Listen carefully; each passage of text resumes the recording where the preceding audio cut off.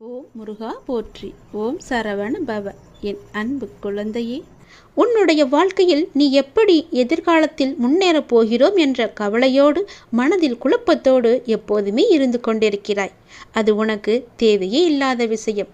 நீ கவலையே படாதே. விரைவில் உனக்கான மாறுதல்கள் எல்லாம் ஏற்பட போகிறது. அந்த மாறுதல்கள் எப்படி இருக்கும் என்று நீ பயப்படாதே. அது நன்றாகவே இருக்கும். உன் எதிர்கால வாழ்க்கைக்கு ஏற்ற மாறுதல்களாக இருக்கும். நல்ல மாறுதல்களாக இருக்கும். அந்த மாறுதல்கள் ஏற்பட போகிறது. விரைவாகவே உன் வாழ்வில் அனைத்து மங்களங்களுமே உண்டாகப் போகிறது. உன் முன் ஜென்ம தொடர்பு ஒன்று உன்னை தேடி வரப்போகிறது. எப்போதோ உள்ள தொடர்பு உன்னை தேடி வந்து கொண்டே இருக்கிறது.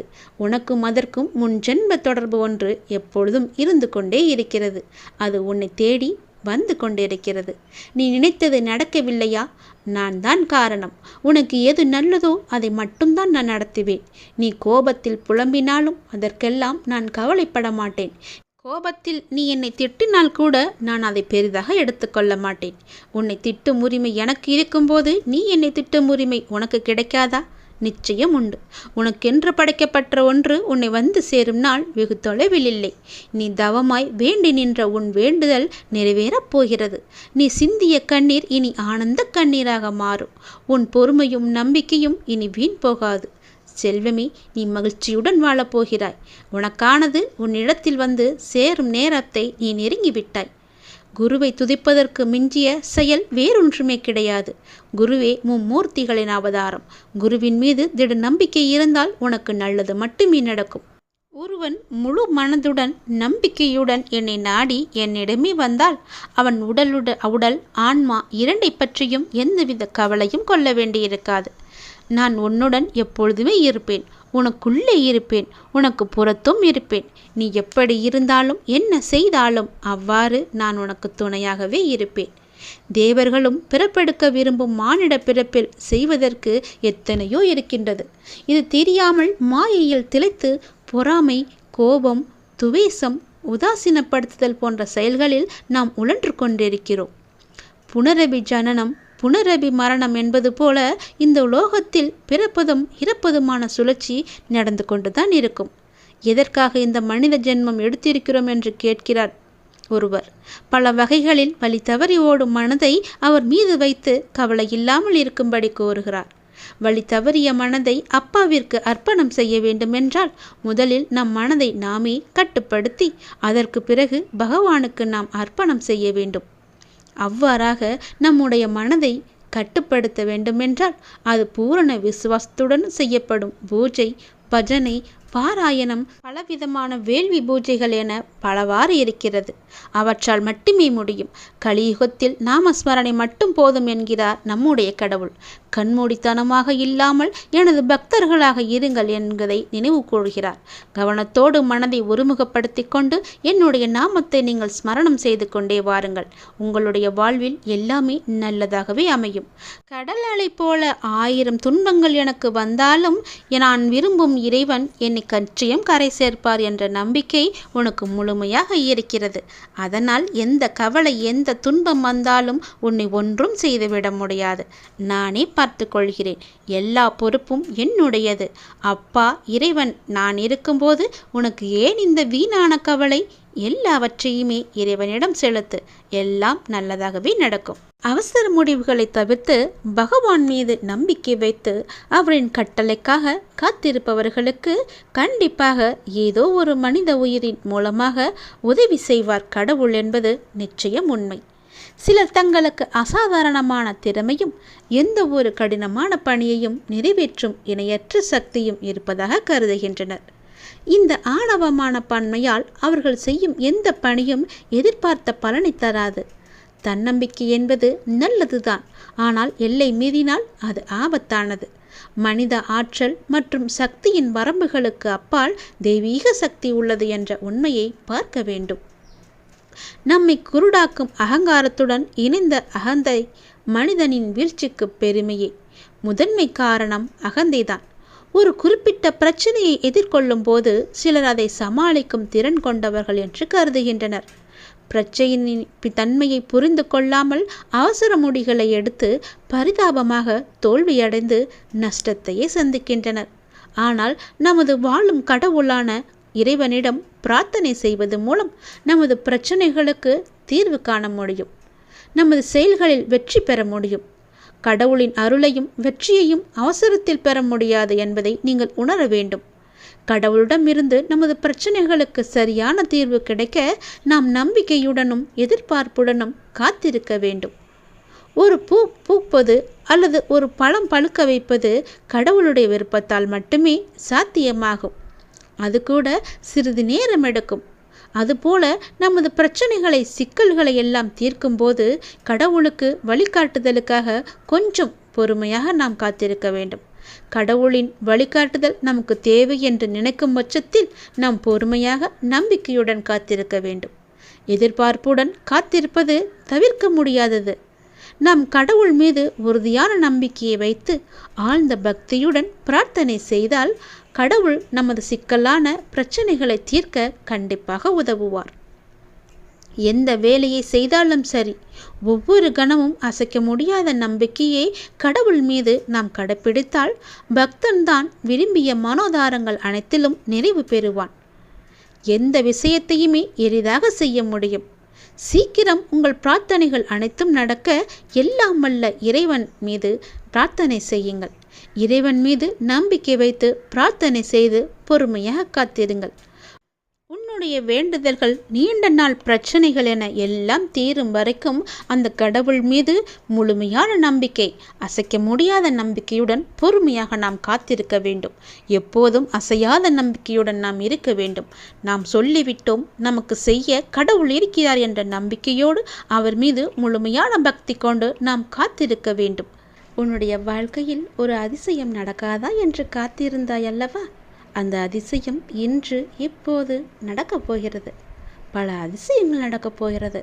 பல நன்மைகள் உன்னை தேடி வரப்போகின்றது.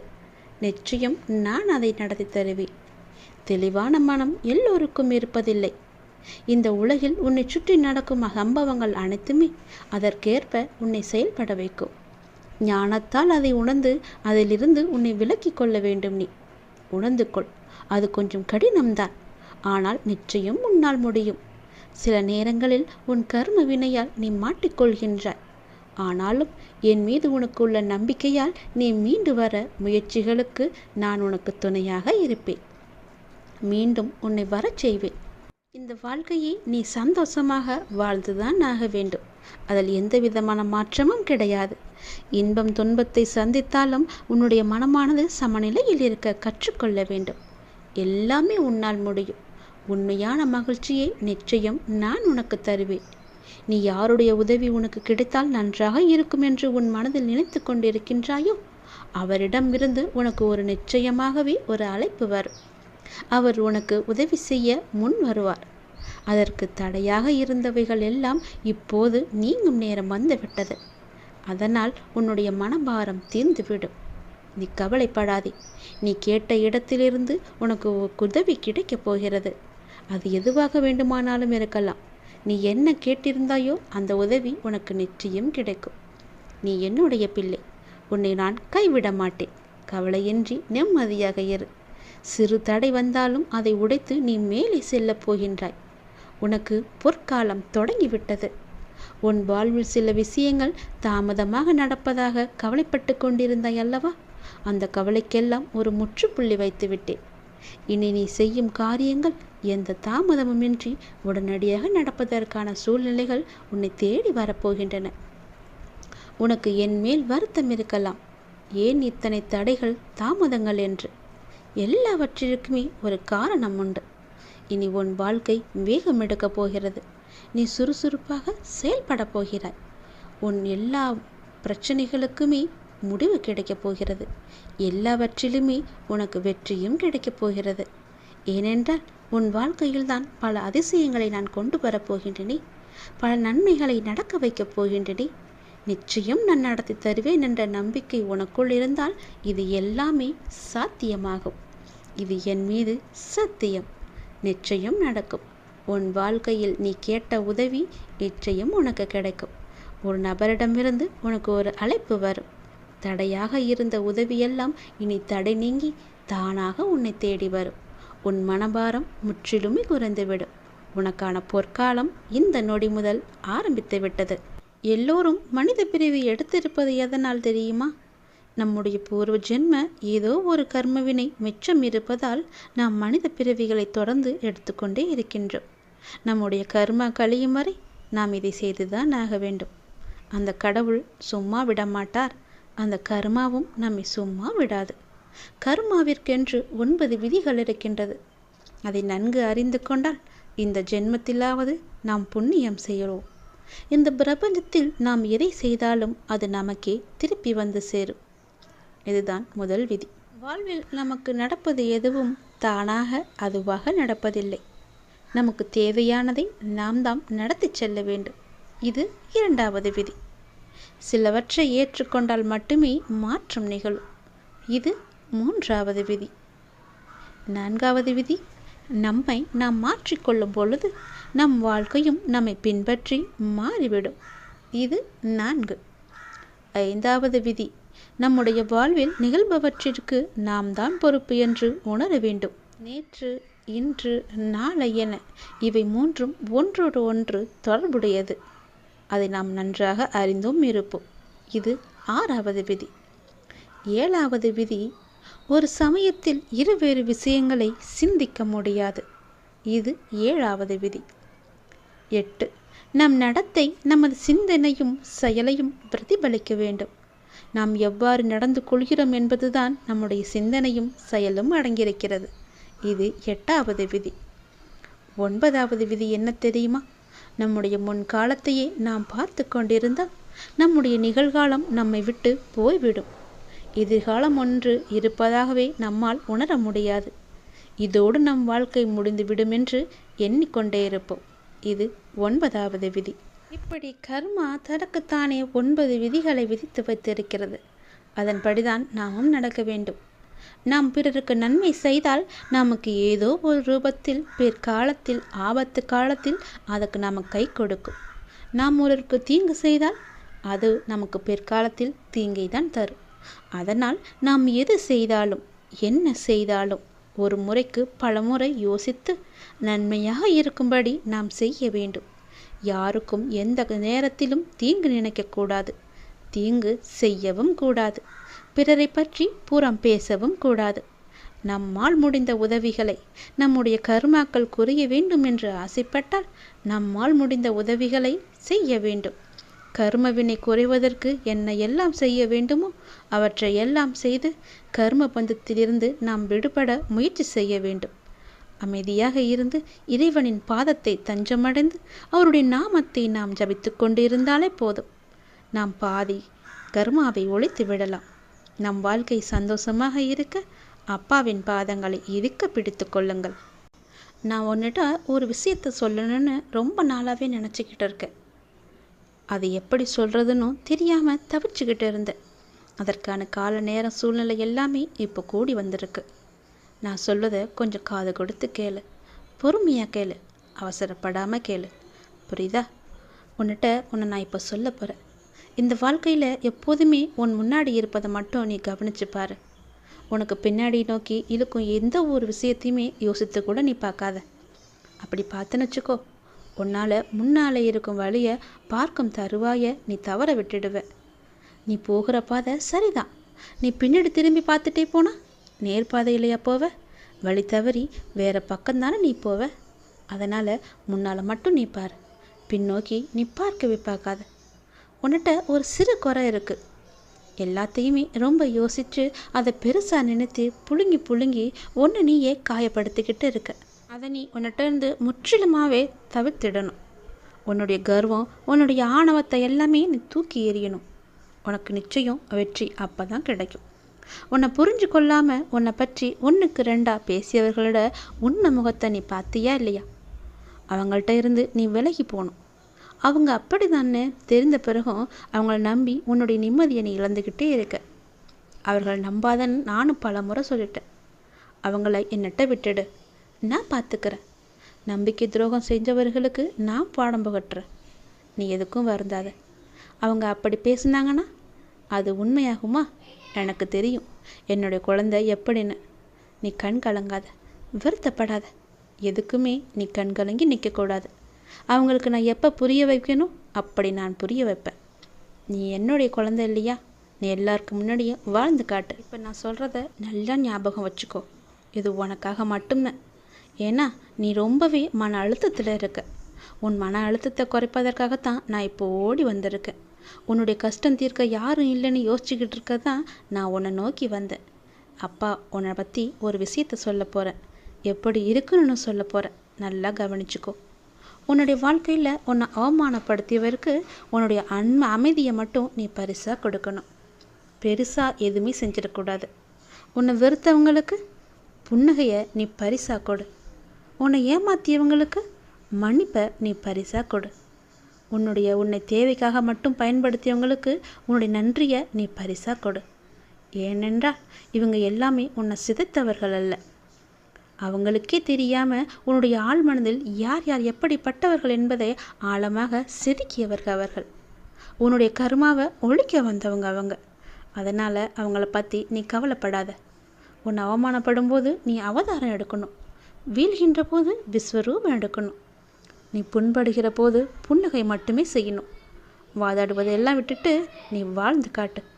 உன் வாழ்க்கை சந்தோஷமாக இருக்கும். மன நிம்மதியாக இருக்கும். சந்தோஷமாக நீ எப்பொழுதும் வாழணும்னா அப்பா சொல்வதை கேட்டு அதன்படி நடந்துக்கோ.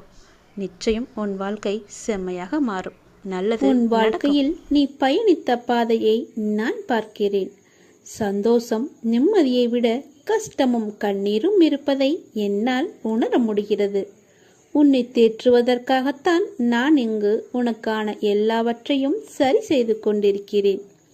உன் வாழ்க்கையின் சூடுகளை நான் திருத்தி எழுத உன் கர்ம வினைகளுடன் நான் போராடி வருகிறேன். அதை நன்றாக நீ உணர்கிறாய் அல்லவா?